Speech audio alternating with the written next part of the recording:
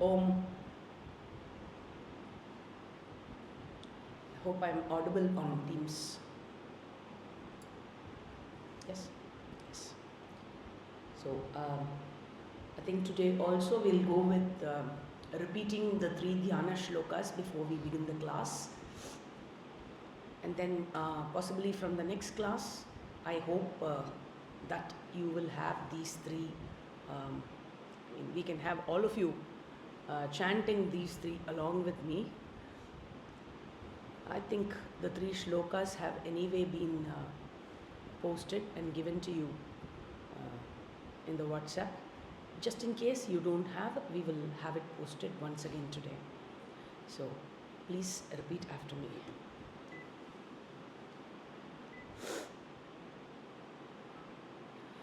Om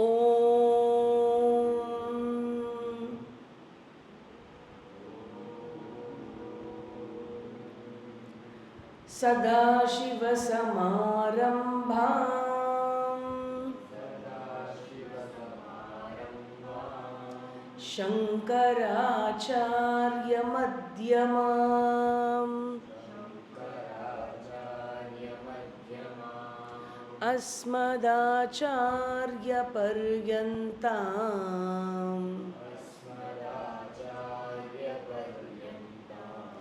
Vande Guru Paramparam Narayanam Namaskritya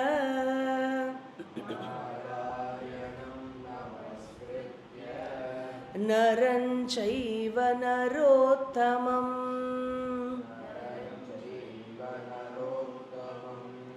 Devim Saraswatim Vyasam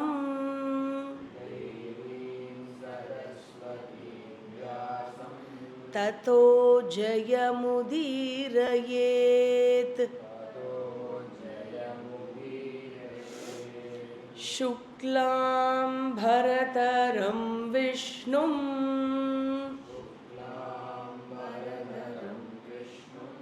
Shashivarnam Chaturbhujam Prasannavadanam Dhyayet Sarva Vignopashantaye.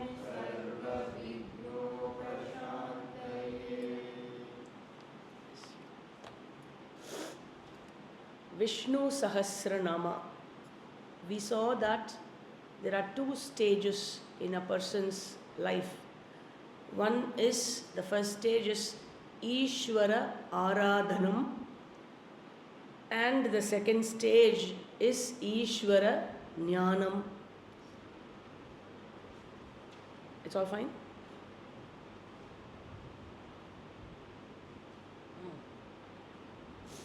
So, Vishnu Sahasranama, yeah? I'm not audible? I'm audible now, okay.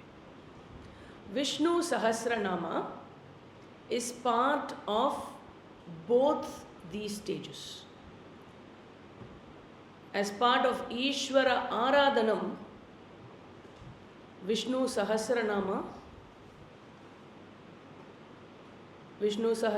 chanting is part of Ishvara Aradhanam, and where one comes to know the meaning of Vishnu Sahasranama,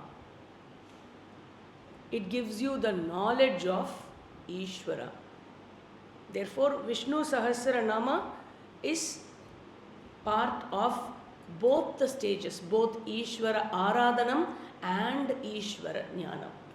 Now, when we say the first stage as Ishvara Aradhanam and the second stage as Ishvara Jnanam, one may naturally have a doubt.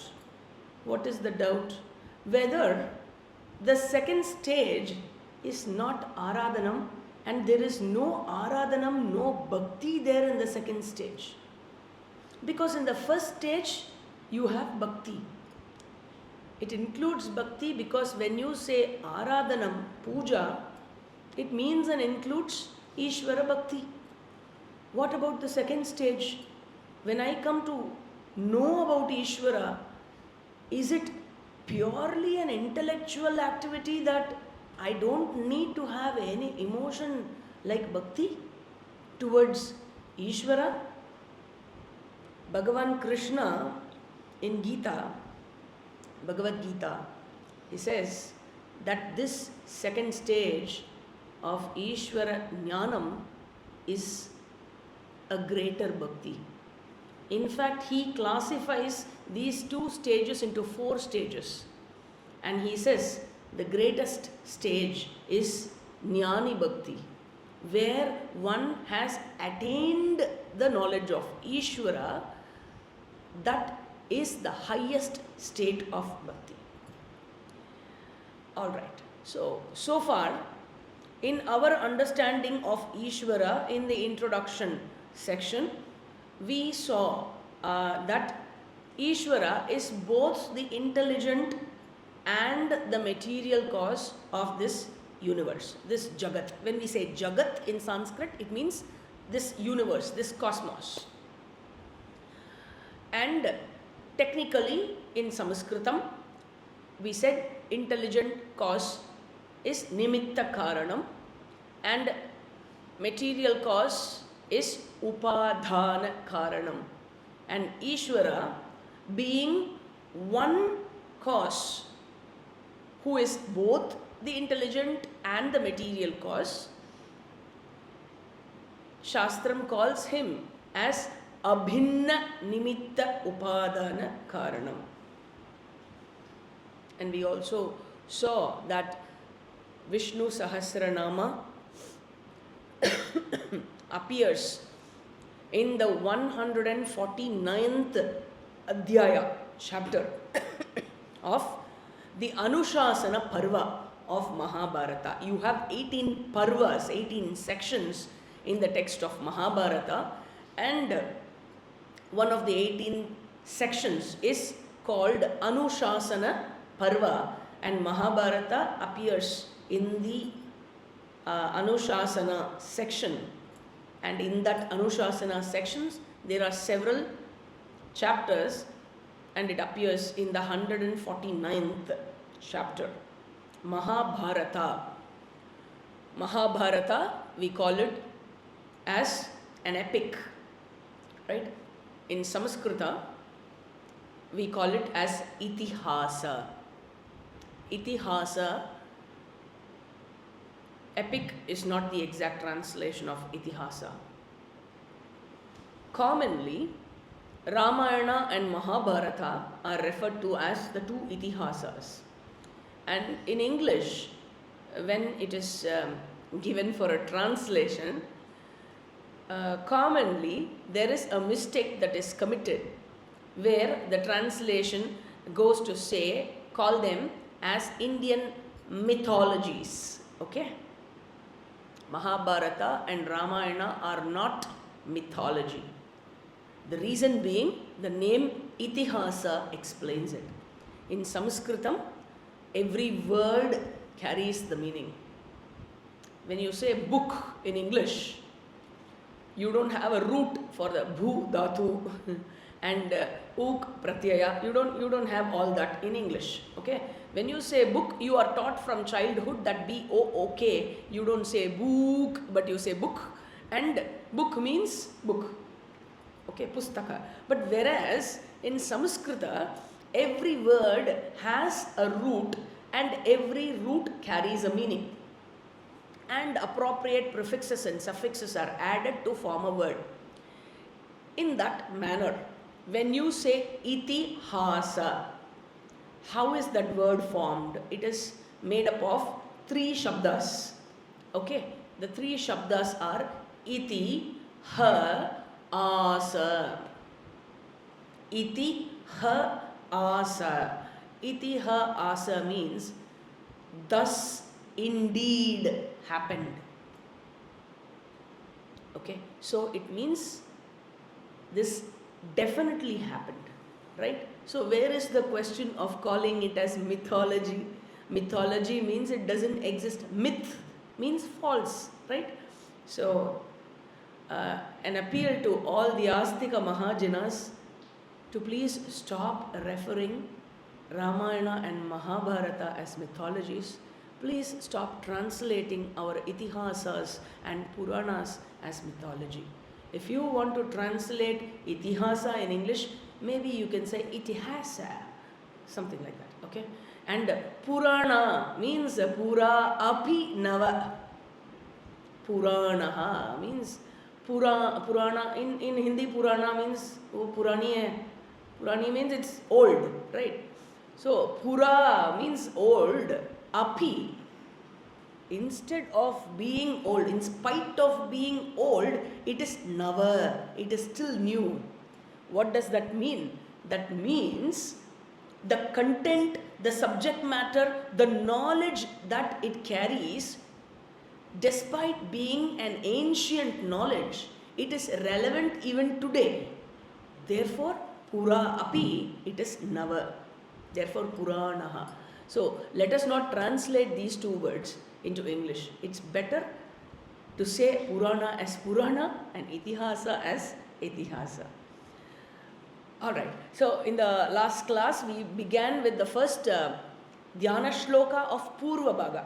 Shuklam Baradaram Vishnu Shashivarnam Chaturbhujam Prasanna Vadanam Dhyayet Sarva Vigna Upashantaye. This shloka we saw invokes the grace of Bhagavan Ganesha, who is invoked as both Vigna Raja and Vigna Haraha.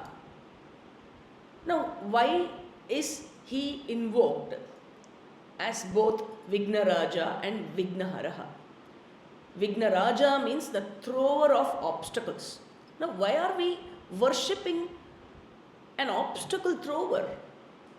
Why am I worshipping somebody who is throwing barricades at me in my path? It is because all the actions that I do have two kind of results. This is something that we already saw in the previous class. I'm just doing a recap. Okay, so all the actions that I do have two kinds of results. One is drishta phalam and the other is adrishta phalam. Drishta phalam means visible result. Adrishta phalam means invisible result. And the invisible result is again of two kinds. One is punya phalam and the other is papa phalam. Again, please do not translate punya and papa. There are some books that translate punya as religious merit. Alright, you somewhere try to get there. And papa, we saw it is not sin. And we saw Ishvara is the nimitta karanam. He is the niyati behind everything. Right? So, when I clap my hands, okay, there is a law that when I clap my hands, a sound is heard. Right? You hear the sound. So, there is a niyati that when two objects, forcefully meet each other, there is a sound that is produced. Okay, I don't know the exact definition. I don't know to define this in physics, but somewhere I'm just using my own words to give a definition for this. So this niyati, that a sound is produced when I clap my hands, this niyati is Ishvara. This very law is Ishvara. So Ishvara is Karma Adhyakshaha. Karma Adhyakshaha means he is the Lord of all my faculties, because of whom I perform the actions. I have hands, I have legs, I have eyes, I have mouth. I do actions, right?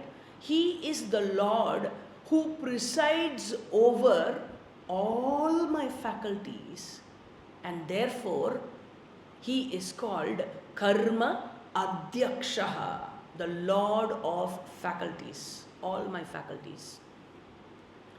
And I do the action and then I meet with the result of the action. He is also the giver of the result of action. So while doing the action, he presides over my faculties and therefore he is called Karma Adhyakshaha. And when I meet the results of my action, he is the giver of the result of my action. Therefore, he is called Karma Pala Dhatha. Karma Adhyakshaha and Karma Pala Dhatha. And we saw that our karmas, in Sanskritam, this word karma in our scriptures is used to represent both the action and the result of action. Okay? When you say karma, it means action, and when you say karma, according to the context, it can also mean punya and papa. Right? So, this word is used to represent both. And when we say law of karma, karma is when I do the action, it produces results. And based on there is a category of result. This is a method of a way of presenting the result of the action. There are many ways in presenting. One way of presenting the result of action is Sanchita, Prarabdha and Agami. Now these three are technical words. It means when I, as a human being, when I do action, it generates punya or papa. So in this birth, while I do actions and it produces results, those results are called, those set of punya papa which I accumulate by doing actions in this janma is called agami karma. Okay, agami means in this birth whatever I do, whatever actions I do, and the results of the action. The results of the action are called agami karma that I do in this birth. And then there is already, similar to this birth, I have already taken multiple human births wherein I have accumulated a lot of punya and papa, and there is a whole bunch, a whole reservoir of punya papa karma that I have accumulated over millions of janmas. That is called sanchita. In Sanskritam, sanchi means bag. Okay, so sanchita means a whole bag of accumulated karmas, and that is my deposit. It's like my FD. Okay, and from that, when a new birth is taken, what Bhagavan does is, as karma paladata, he takes a small portion. No, an FD, a portion of fixed deposit matures, and it falls into your savings bank account. Like that, there is a small portion of sanchita karma that matures, and it is available for your bhoga. Bhoga is you have to experience it. A portion of punya and papa, that is called prarabdha. It is because of that prarabdha, the quality of or the quantity of the punya and papa that have matured as prarabdha, you have a human body today. And the color of skin, your features, the parentage, the place where you are born, and all the sukha dukkha experiences you are given to is nothing but fructification of this prarabdha karma. Okay? And in this birth, whatever you accumulate by your noble and bad deeds go towards agami. Some are capable of fructifying in this birth itself, like We saw in the last class, we saw an example of a seed, if you remember. It depends upon the soil condition and the climatic condition. Different seeds take different time to germinate, to grow into a plant. Similarly, different punya papa require different environment to fructify.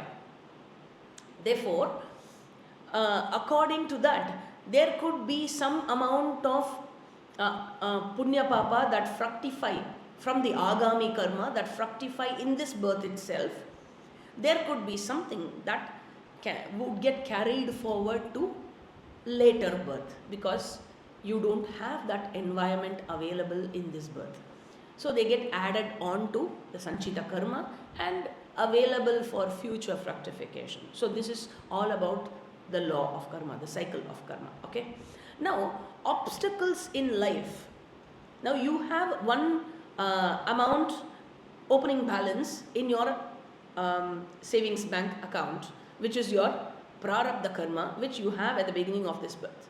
Okay, you have a running punyam account and you have a running papam account. Now they don't cancel out each other. Okay, punyam has to be experienced as sukha and papa is experienced as dukkha.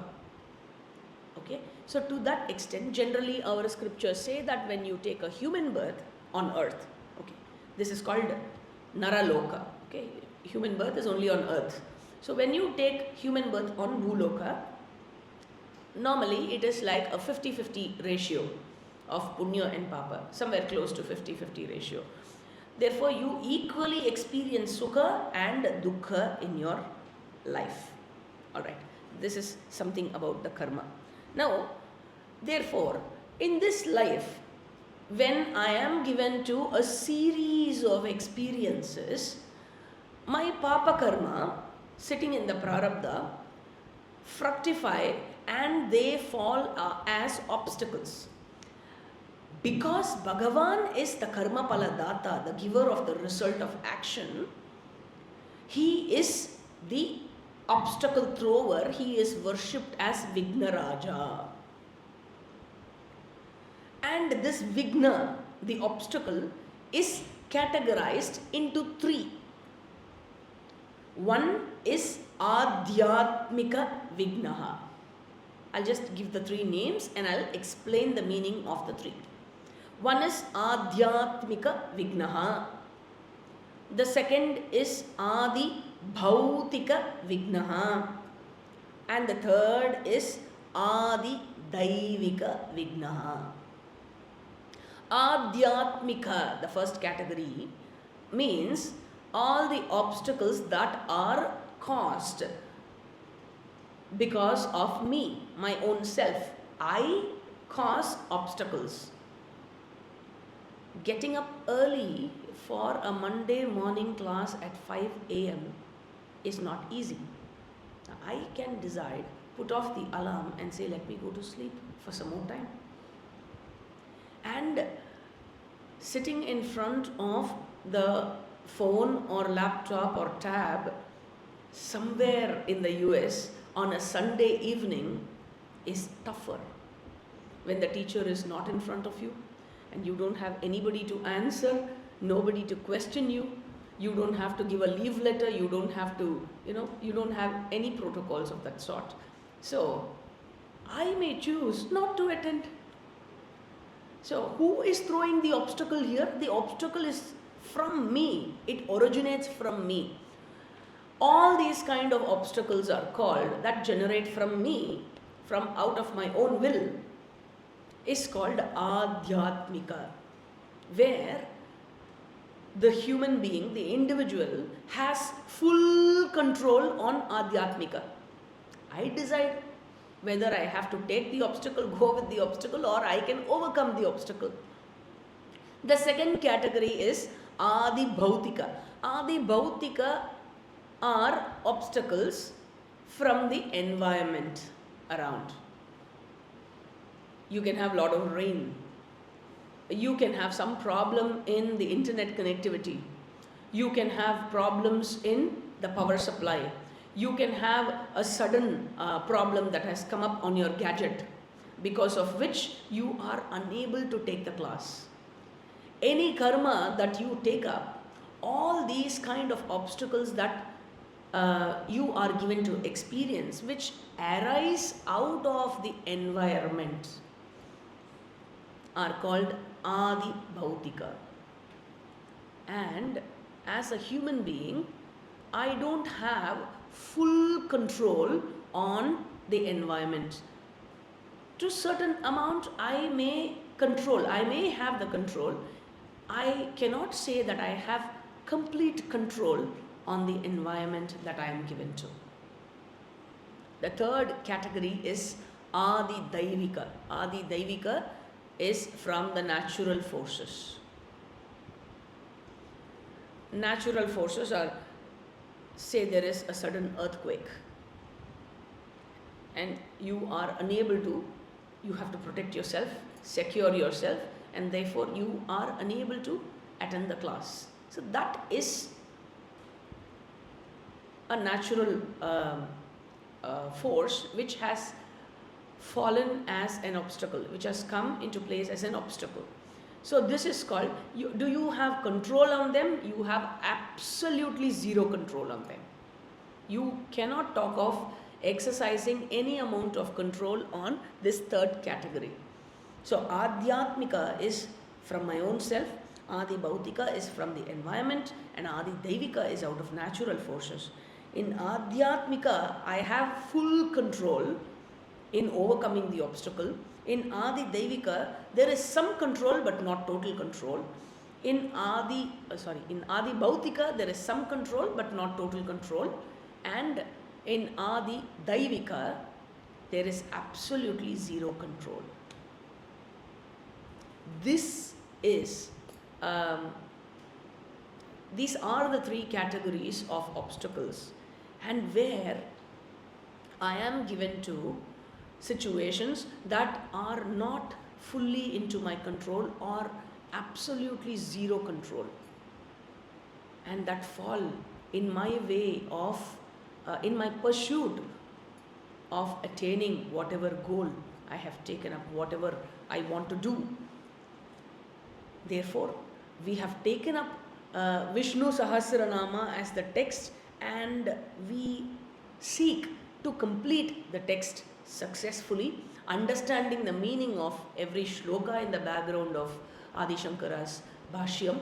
And it is not a short journey, it is a long journey, right? You have about, we saw that you have about 170 shlokas to complete. So it is not an easy task.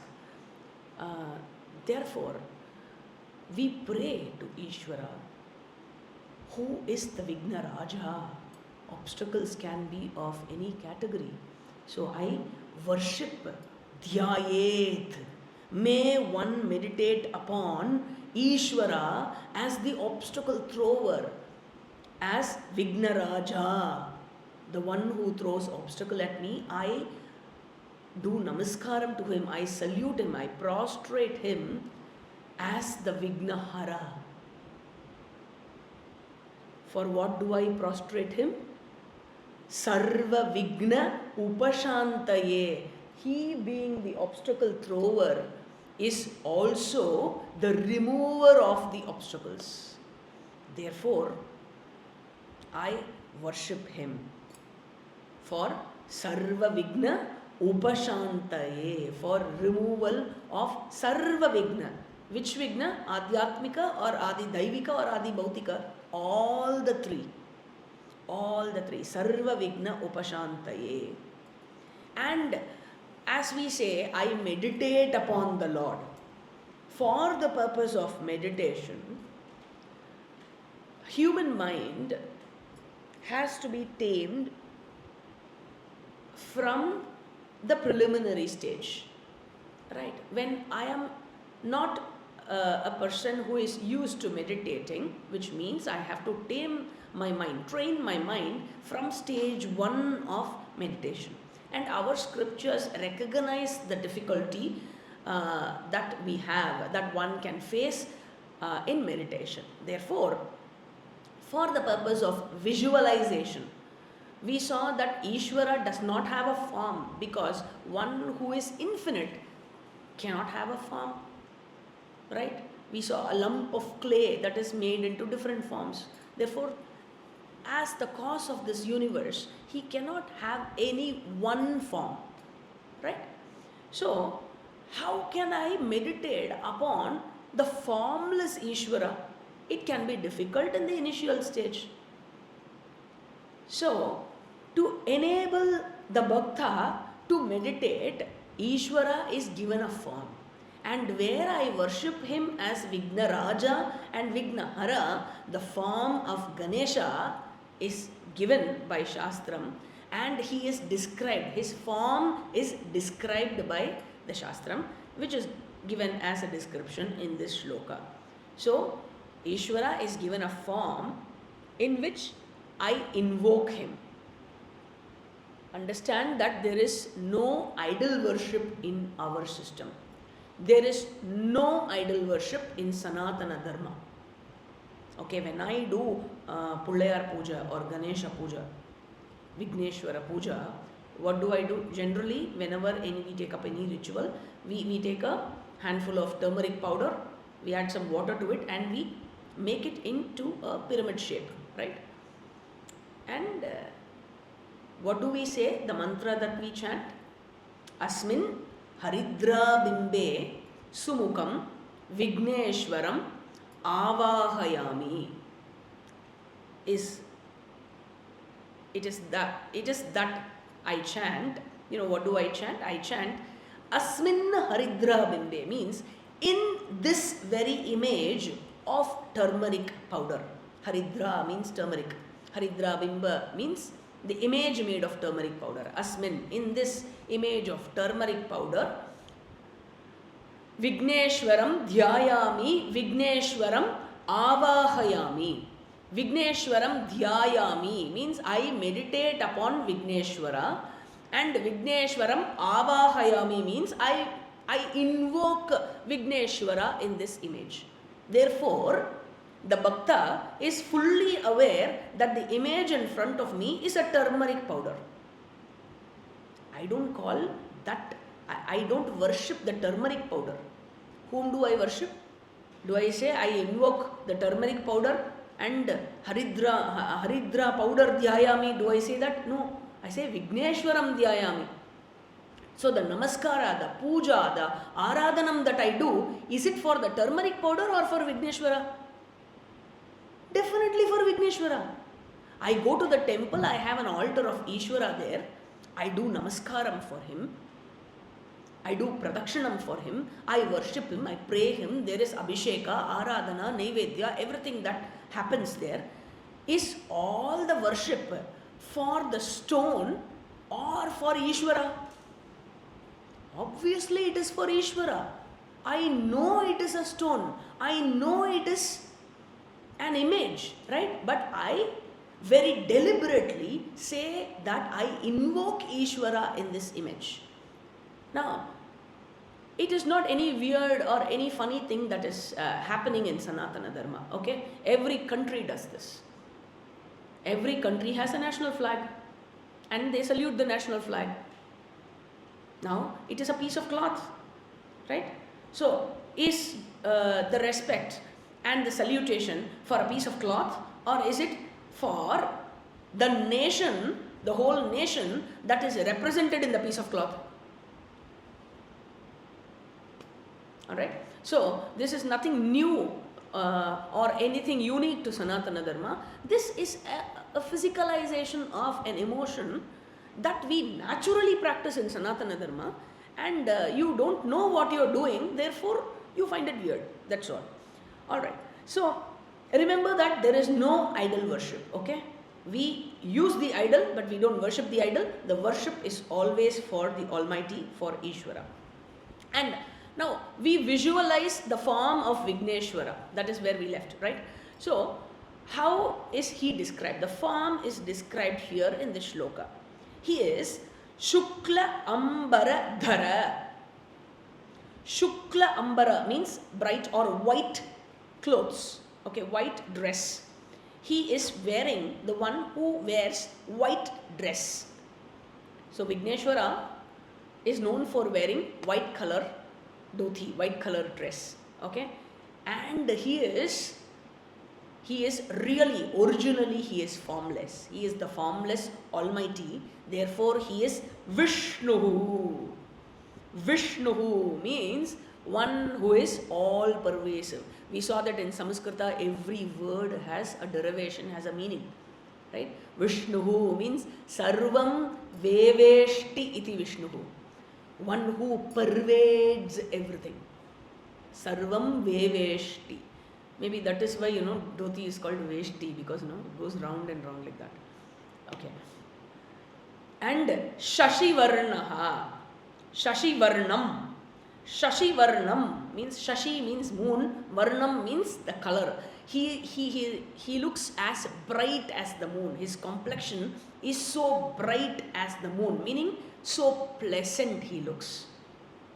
You feel happy when you look at Ganesha, right? He looks so pleasant. And he is Chaturbujaha. Chaturbujaha means he has 4 arms. Chatur, 4. Bujaha. Buja means arms. And because his complexion is also pleasant and you feel very nice looking at him, he is Prasanna Vadana. Prasanna Vadana means he has a smiling face. He has a smiling and a tranquil face. Such a Ganesha I meditate upon, dhyayet. For what purpose? Sarva Vigna Upashantaye. And that is the meaning of the first dhyana shloka, and the most popular, one of the most popular dhyana shlokas that is chanted before the commencement of every ritual, not merely Vishnu Sahasranamam. We'll go to shloka number 2. Please repeat after me. Vyasam Vasishtanaptaram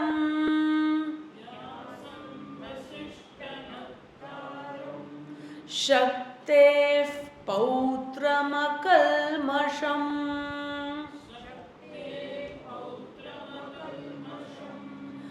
Parasharatmajam Vande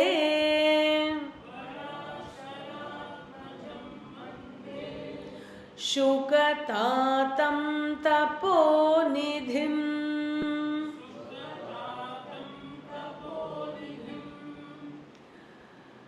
The first of the first 5 dhyana shlokas, the first dhyana shloka was Ganesha Namaskara, Vignaraja Vignahara Namaskara. The next 2 dhyana shlokas are Namaskara to the Granthakarta. Who is the Granthakarta? Which Grantha is Vishnu Sahasranama part of? It is part of Mahabharata. And the Granthakarta of Mahabharata is Maharishi Veda Vyasa. So, shloka number 2 and shloka number 3 are Namaskara to the Granthakarta Vyasa Acharya. And shloka number 4 and 5 are Namaskaram to the Devata of this text. Who is the Devata? Vishnu. So, in shloka number 2 and 3, we are saying Vyasa Namaskaram. And what is shloka number 2 saying? If you look at the shloka, just Vande, Aham Vande, I salute, I do Namaskara, I prostrate. Whom? Vyasam. I prostrate Maharishi Veda Vyasa. Who is Maharishi Veda Vyasa? He is Vasishtanaptaram.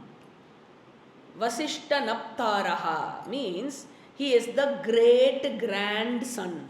He is the great grandson of Vasishta. Naptara means great grandson. Vasishtanaptara, great grandson of Maharishi Vasishta. And he is also, Vyasacharya is also Shaktehe Pautram. Vyasam Shaktehe Pautram means he is the grandson of Maharishi Shakti. What does that mean? So Vasishta's son is Shakti. Therefore, Vyasacharya's grandfather is Maharishi Shakti. He is the grandson of Maharishi Shakti. And then he is also Parasharatmajam. He was the son of Maharishi Parashara. And he is Shukatatham, meaning he is the father of Shukamuni. Therefore, the hierarchy is given here, the family tree is given here.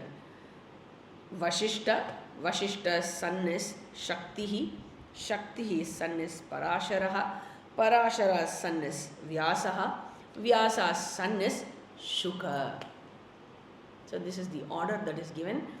And Vyasa, what kind of a Maharishi he is, what kind of a personality he is? He is Taponidhim. He is, why do I worship him? Because he is Taponidhim. He is the abode of tapas, of all religious and spiritual disciplines, of all religious and spiritual austerities. And he is akalmasham. He is blemishless. He is faultless. He is very, very pure.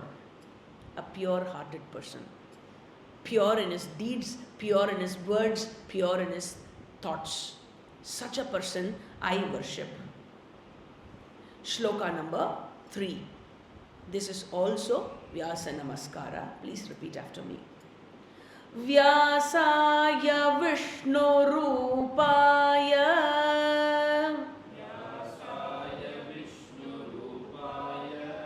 Vyasa Rupaya Vishnave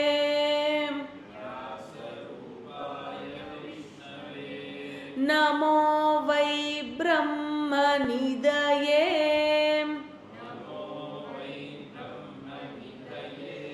Vasishthaya Namo Namaha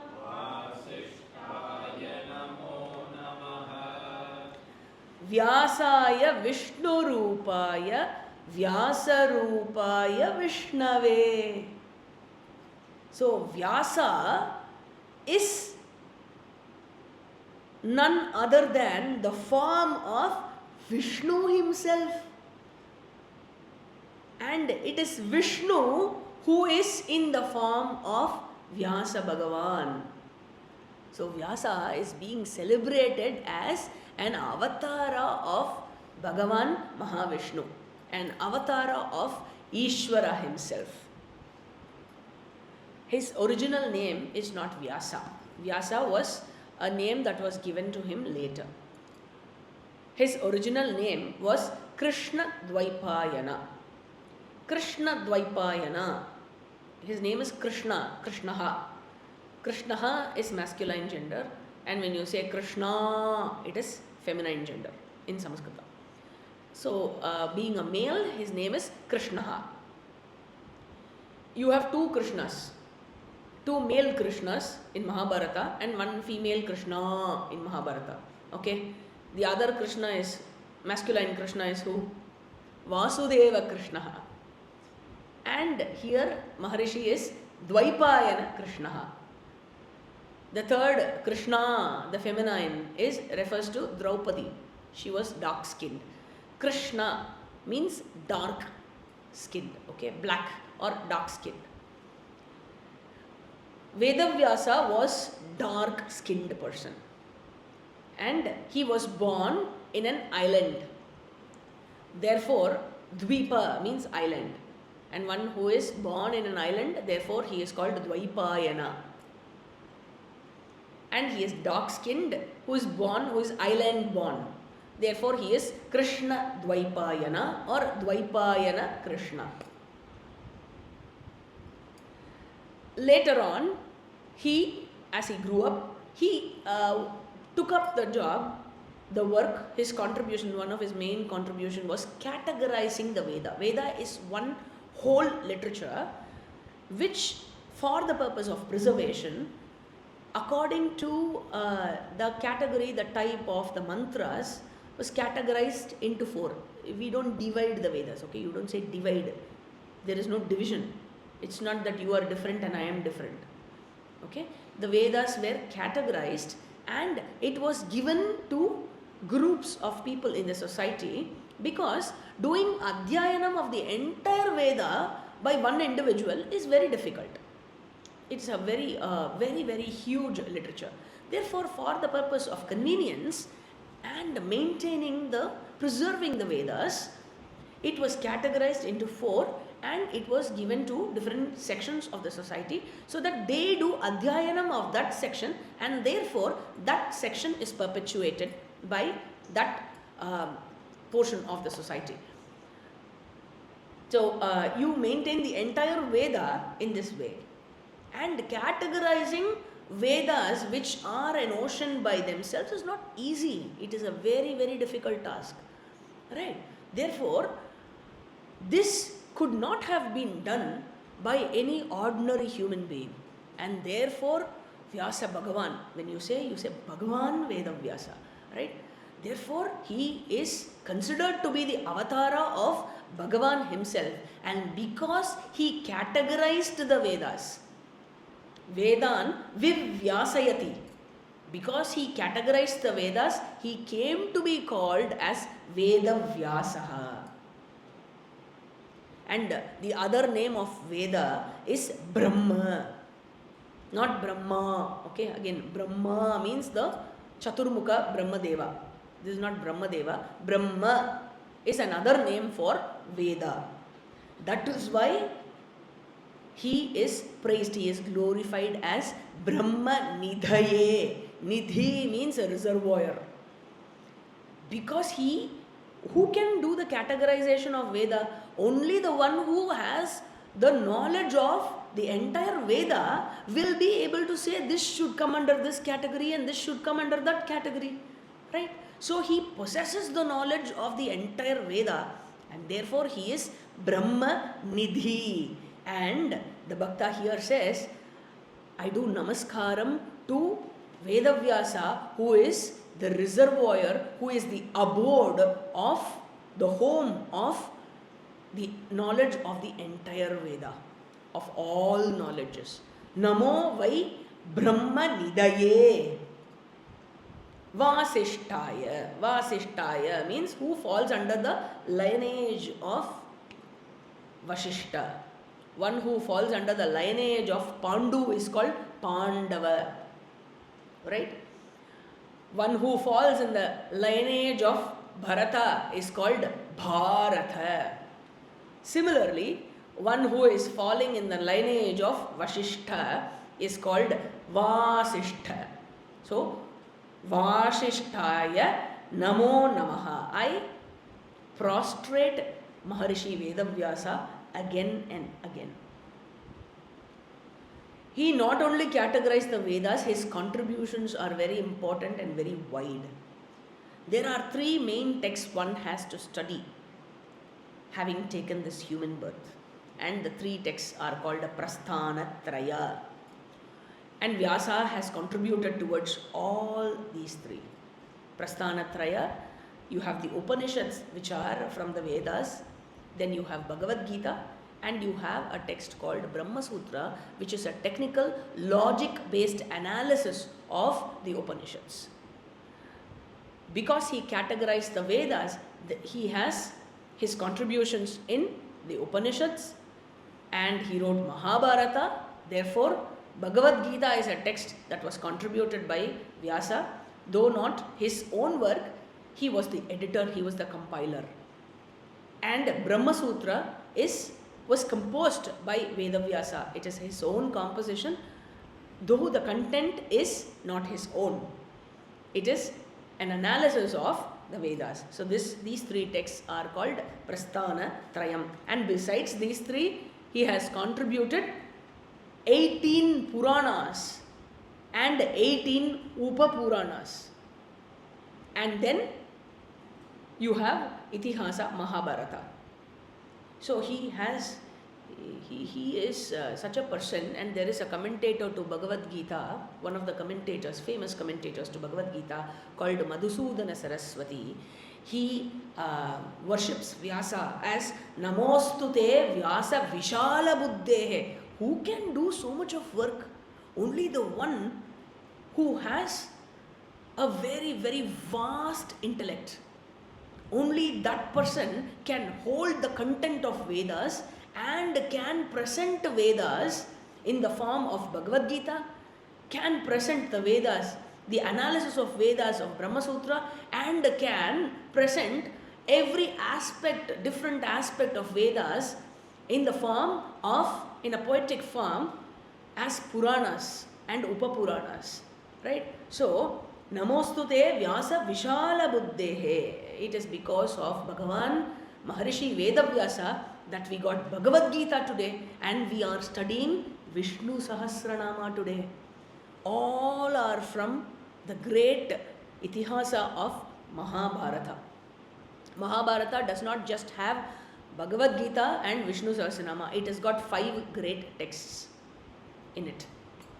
It is a wonderful text, scripture, which includes 5 texts, 5 great gems. In the Vanaparva, you have Yaksha Prashna. In the Udyoga Parva, you have Viduraniti followed by Sanat Sujatiya. And in the Bhishma Parva, you have Srimad Bhagavad Gita. And finally, in the Anushasana Parva of Mahabharata, you have Vishnu Sahasranama. And Vyasa, because of his greatness in this contribution, I can go on and on and on, but because of his greatness, there is a shloka composed in this tradition on Veda Vyasa. It says, Achatur Vadano Brahma Vibahu Raparo Harihi Apalalochana Shambhuhu Bhagavan Bhadarayanaha. Bhadarayanaha is another name of Bhagavan Veda Vyasa. This shloka says, he is Achatur Vadano Brahma. Chatur Vadana means 4-faced, right? He is Brahma without 4 faces. Achatur Vadano Brahma Vibahu Raparo Harihi. Hari, Narayana, has 4 hands, 4 bhuja, Chatur bhujas. And Bhagavan Veda Vyasa is Hari by all means, but the Hari without the 4 arms. And now you can get the meaning of this. Apala Lochana Shambhuhu.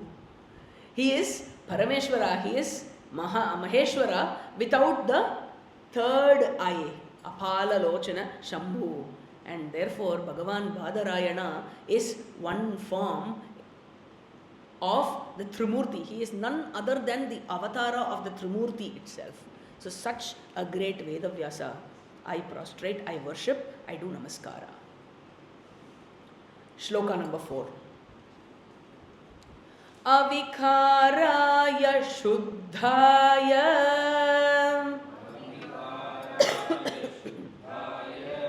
Nityaya Paramatmane Sadaika Rupa Rupaya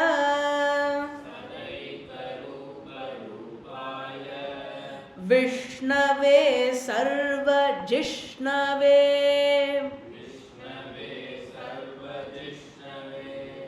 This is a very beautiful and a shloka which has a very deep meaning. In fact, you will be able to appreciate the meaning of shloka number 4 and 5 after studying Vishnu Sahasranama. But anyway, because these are part of the Purva Bhaga dhyana shlokas, we will see the meaning.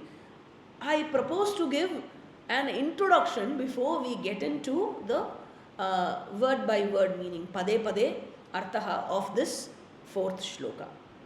Now we saw that Ishvara is Jagat Karanam and the Karanatvam, the battery is running low. Jagat Karanam. Jagat Karanam means the Karanatvam status of Ishvara is categorized into 3 stages. Stage 1, stage 2 and stage 3 based on the understanding of the student. Okay? So for the sake of remembering it easily, we can say C, B, A. Stage 1 is C, stage 2 is B, and stage 3 is A. In the first stage, in the beginning stage, we are all taught that Ishvara is the creator. C, creator. C stands for creator. He is the creator of this Jagat. And it is natural and also very comfortable for the human mind to visualize Ishvara at this stage in any one single form. When I like the form, when I am a person who likes the form of Ganesha, I see Ganesha as my Ishvara. And I can be a person who loves the form of Shiva. And I can be a person who strictly sticks to Devi. So I, as an individual, can be comfortable, and I have a choice in choosing the form that I am comfortable with in this first stage. And I consider Ishvara in that form to be the creator, to be the sustainer and the resolution ground of this Jagat. For me, he or she, that Devata, is the Srishtikarta, is the creator, sustainer and just everything for me. He or she is my friend, he or she is my Mata or Pita, just everything for me. I talk to him, I cry to him. Sometimes when I am angry, I shout at him. I take that liberty also, right? So that is the relationship I evolve with him or her from my childhood. At this stage, as a Bhakta, my understanding is that because of my understanding of sticking to one particular form, and I consider that form to be Ishvara for me, though originally he is formless, right? Therefore, the all-pervading infinite Ishvara assumes a finite form in this first stage to facilitate the understanding and the growth of the Bhakta. Okay, so the role of Puranas are very, very important here because it gives the description of Ishvara in every single form. Therefore, you have Puranas for every deity, right? You have Devi Purana, you have Skanda Purana, you have Shiva Purana, you have Vishnu Purana, you have Puranas for every deity. Therefore, they facilitate in giving the description of Ishvara so that it helps me in my worship, it helps me to relate, it helps me to meditate on that form. At this stage, Ishvara is Ekarupa Ishvaraha. Ekarupa means in any one single form the Bhakta worships. And then slowly this Bhakta, out of the punyam that he gained, he graduates to stage 2. And we saw stage 2 is B. Okay, we will see what B stands for. As one grows internally out of the punyam that he or she has gained, has accumulated over a period, he or she, that person, will be able to appreciate that this Ishvara, this Ekarupa Ishvara, my favorite Ishvara, is the one who is in every form of Ishvara who is worshipped. In all forms. It is my Pullayar who is in the form of Shiva. It is my own favorite Pullayar who is in the form of Vishnu, who is in the form of Krishna, who is in the form of Devi, who is just in the form of any deity who is worshipped. Right? So, Rig Veda says, Ekam Sat Vipraha Bahuta Vadanti. God is one and the wise call him in different names and forms. Why do the wise call him in different names and forms then? To facilitate the growth. Because our scriptures respect our maturity. that our maturity starts from the basic level and I have to grow, right? Therefore, initially I prefer a form and Ishvara assumes a form for me. And one Ishvara who is formless, who is the Jagat Karanam, who is the very Niyati, the Nimitta Karanam, all the laws and everything in this Jagat. Therefore, every aspect of this Jagat is taken and is given a name and form and is worshipped as different deity. Because it is Ishvara who became this Jagat. Every aspect of this Jagat can be worshipped as Ishvara. Every tree, every stone I worship. Why do I worship that? Because it is Ishvara who became this universe. He is Jagat Karanam. So stage 2 is B, stands for became. First stage was C, Ishvara is the creator. The second stage of my understanding of Ishvara is he became this universe. Here he is called Parinami Upadana Karanam, meaning there is a modification. Ishvara has changed, he has become, right? He has become this universe. And because he is infinite and because he is all, I see as a Bhakta, I have matured now, I have grown up now to see that it is my Ishvara who has taken up the Vesha of every deity. If I like Pullayar in this example that we have been seeing, so it is my Pullayar who is in the Vesha of every Ishvara, who is in the Vesha of Perumal, who is in the Vesha of Dakshinamurti, who is in the Vesha of Ambal, who is in the Vesha of every single deity. And not only deity, all things and beings, every animal, every bird, everything, every form is the form of my Ishvara. And when I consider, when I have the capacity to see every animal, everything as the form of Ishvara, why not every human being around me? Right? So, every human being around me, just everything around me is the form of Ishvara. This is what Krishna tells in Srimad Bhagavad Gita. He says, Rasohamapsu kaunteya prabhasmi sachishuryayoho pranavas sarva vedeshu shabdakye paurusham rishu aham kraturaham yajnyaha svadahamaham aushadam mantrohamahame vajyam ahamagniraham hutam. Just everything you see and experience in this Jagat is nothing but my own form, Arjuna. And therefore, he is in all the Panchabhutas. He is the space, he is the air, he is the fire, he is the water, he is the earth, just everything. And he is the very time principle also. With this understanding in stage 2, the difference between Ishvara and Jagat goes away. The difference between Ishvara and other jivas go away. And the difference between one form of Ishvara and other form of Ishvara also goes away. Here this Bhakta stops, looking down upon other forms of God. So like one clay has become pot.